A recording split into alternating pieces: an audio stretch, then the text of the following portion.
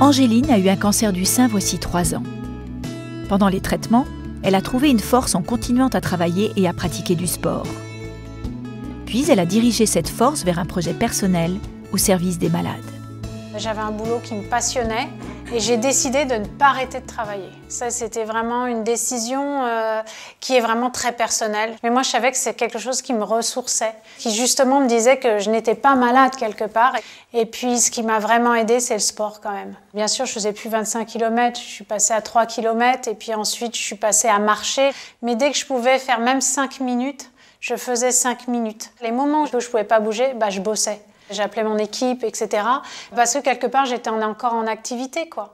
Puis, les épreuves de la maladie, des traitements, ont changé le regard d'Angéline sur son travail. Au fur et à mesure, les choses ont changé de sens. Là, je me disais, mais attends, travailler à 80 km, avoir 2h30 de voiture, te battre tous les jours, à quoi bon? Enfin, je sais pas, il y a des choses qui avaient plus de sens. Et avoir du sens pour moi, c'était déjà me lever le matin et faire quelque chose qui apporte quelque chose. Ça aurait pu être très bien dans l'écologie, ça aurait pu être bien dans le médical, etc.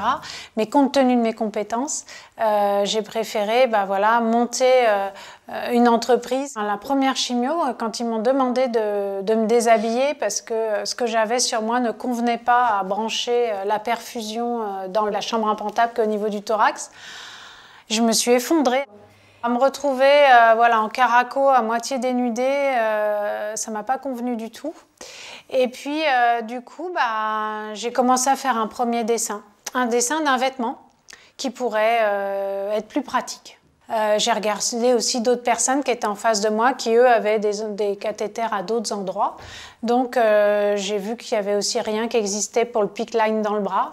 Et pendant qu'on attend, parce que souvent on attend beaucoup à l'hôpital, je peux vous montrer quelque chose.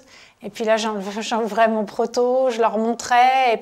Et il y a 5-6 personnes qui suivaient l'évolution et du coup avec qui j'ai fait comme un focus group en fait. Et je me souviens la dernière séance, je l'ai mis et là ma grande surprise, il y a eu 9 infirmières qui sont arrivées dans le box parce qu'elles ont dit « Ouah mais c'est génial, c'est pratique ».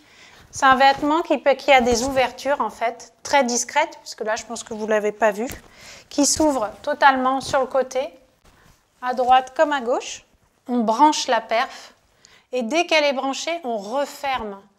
On ne reste plus à moitié dénudé pendant ce traitement. On l'a fait sur des chemises, sur des chemisiers, mais on l'a fait également sur des t-shirts. On a adapté ça à l'homme aussi, parce que les hommes sont également touchés par le cancer. L'autre produit qu'on a fait, c'est un manchon. Il y a des personnes qui ont un cathéter au niveau du bras. Ce tube, ils l'ont 24 heures sur 24, pendant des mois. On met ce manchon, ça tient le cathéter qui est ici. Et puis, c'est totalement discret. Donc, notre prochaine gamme, là, qu'on le sort d'ici 2 mois, c'est la gamme pour les enfants.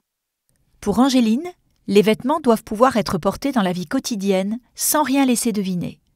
L'idée, c'est d'avoir un vêtement pratique pour les chimios, pratique pour aussi bosser, mais un vêtement qui ne dise pas malade, parce que c'est rien de pire que d'avoir un vêtement qui dise malade. À la question « Comment les épreuves de la maladie se sont-elles transformées en force ?», Angéline répond.